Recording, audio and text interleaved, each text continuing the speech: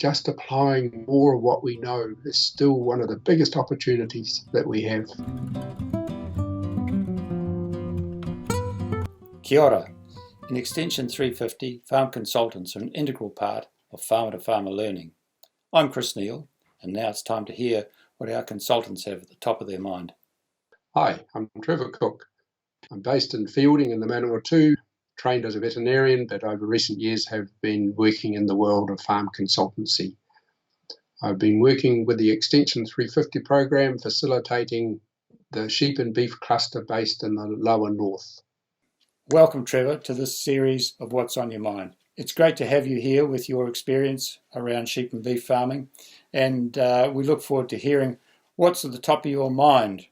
And top of my mind is how we can be in more control of the outcome rather than just be at the whim of what the season, what the year, what the environment is delivering.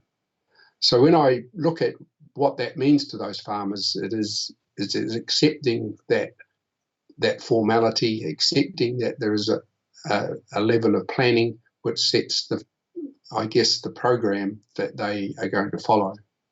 So Trevor, within the project, we run the three planks, as we call it. What are you seeing around the environmental aspect of their farming businesses? Their environmental component has required each target farmer to initially acknowledge the need to have environmental planning and then engage in that process. So for them all, it's been the experience of putting environment further up in their thinking than it would have previously been. It's still a big step to take to fully integrate environmental planning with farm management.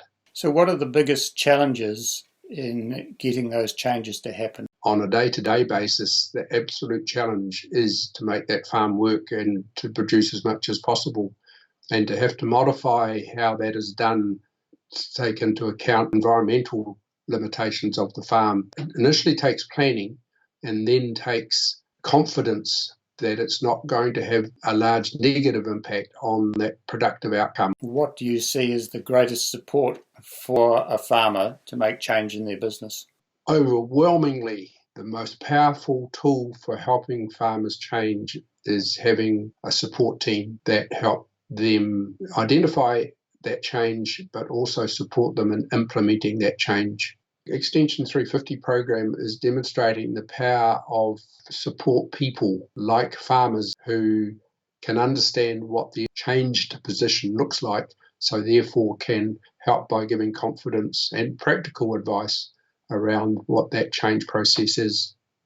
One of the things we fail in as a farming industry is realising how much support farmers need to make changes and what that support might look like. And I think we need to be focusing on how farmers can be more in control of the outcome. So what are the things that they can do that will influence to some extent the outcome rather than just ending up where they end up, because that's what the season or the environment or the markets have delivered. Is it making the decision, or is it actually implementing what they've decided needs to be done that creates the most challenge? Accepting the need to change, accepting what that change is, and implementing that change are all steps and potentially obstacles to change. And having support at all of those levels is very powerful in facilitating that change.